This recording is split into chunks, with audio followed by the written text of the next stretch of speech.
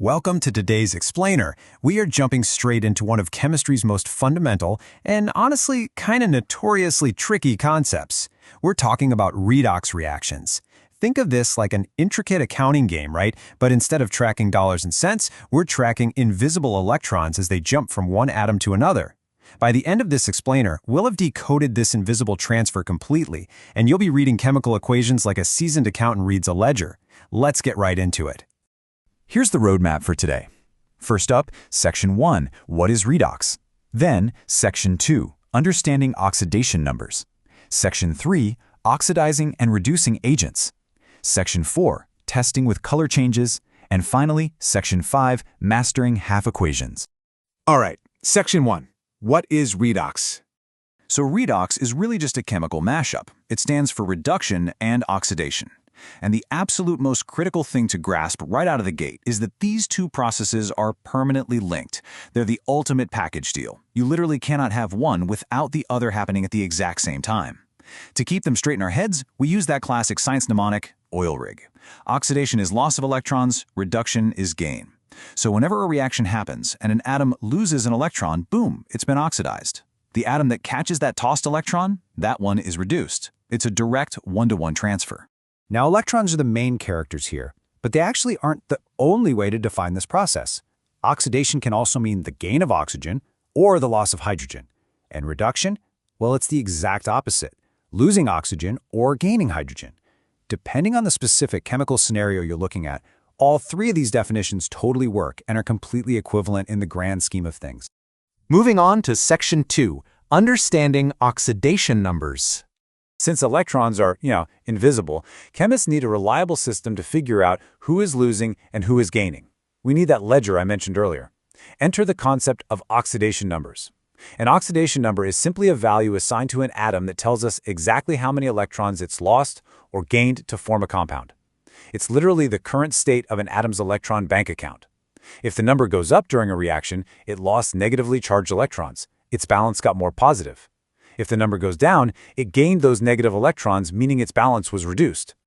To figure out these bank balances, we use a strict set of fixed rules. First off, the oxidation number of any uncombined element is always 0. A chunk of pure solid magnesium? 0. Hydrogen gas? 0. When they do form compounds, certain elements have fixed numbers. Group 1 elements lock in at +1. Group 2, +2. Oxygen is almost always -2. And the golden rule here.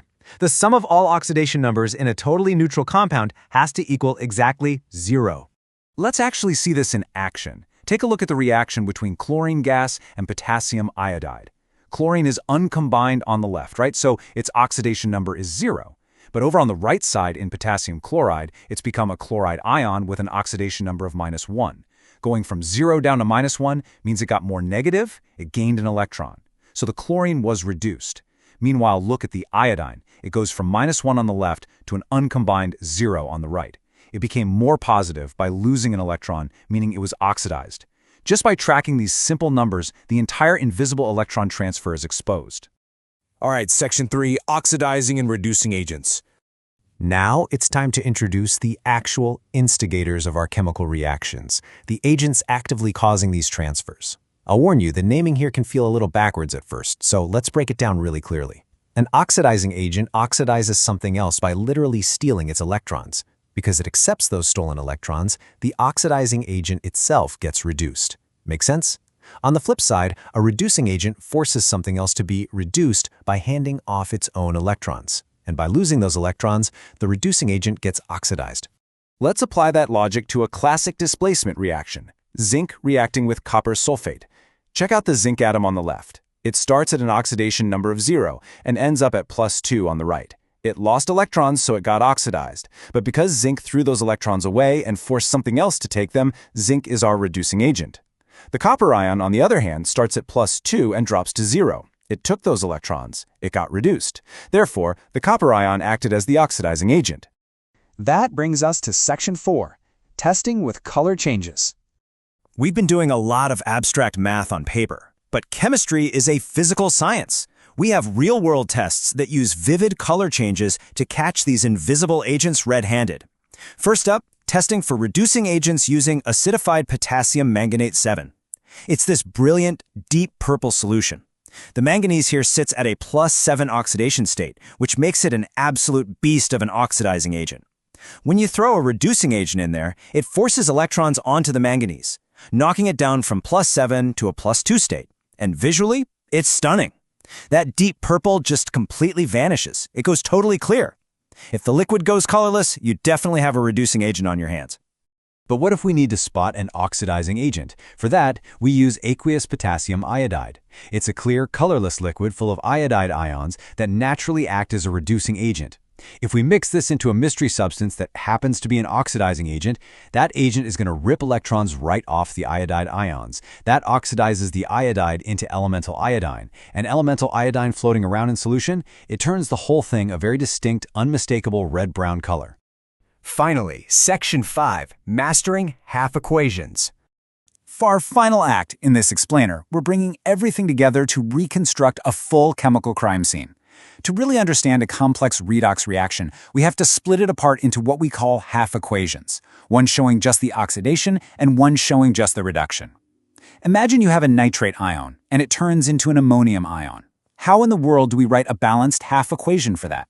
I mean, the oxygen disappears, hydrogen magically shows up, charges are all over the place. To solve this properly, we absolutely have to follow a strict, step-by-step method.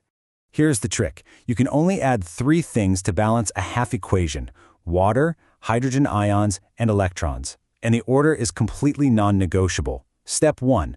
Balance your oxygen by adding H2O molecules. Step 2. Since adding water messes up the hydrogen count, you balance the hydrogen by adding H+ ions to the opposite side.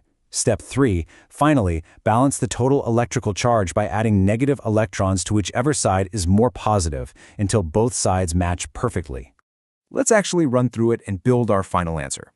Nitrate going to ammonium. Step 1. The left side has 3 oxygens, the right side has none. So we add 3 water molecules to the right. Step 2. Now the right side has 4 hydrogens from the ammonium plus 6 from the water. That's 10 hydrogens total. So we strictly add 10 H+ ions to the left side. Step 3. Let's check those total charges. The right side is sitting at a +1 from the ammonium. The left side has a -1 from the nitrate, plus 10 from our new hydrogen ions. So that nets out to an overall +9 on the left. To get that +9 down to a +1 so they match, we just drop in exactly 8 negative electrons on the left side. And boom, there it is, a perfectly balanced half equation showing exactly how the reduction went down. To wrap up today's explainer, I want to leave you with a fascinating, slightly mind-bending concept: disproportionation.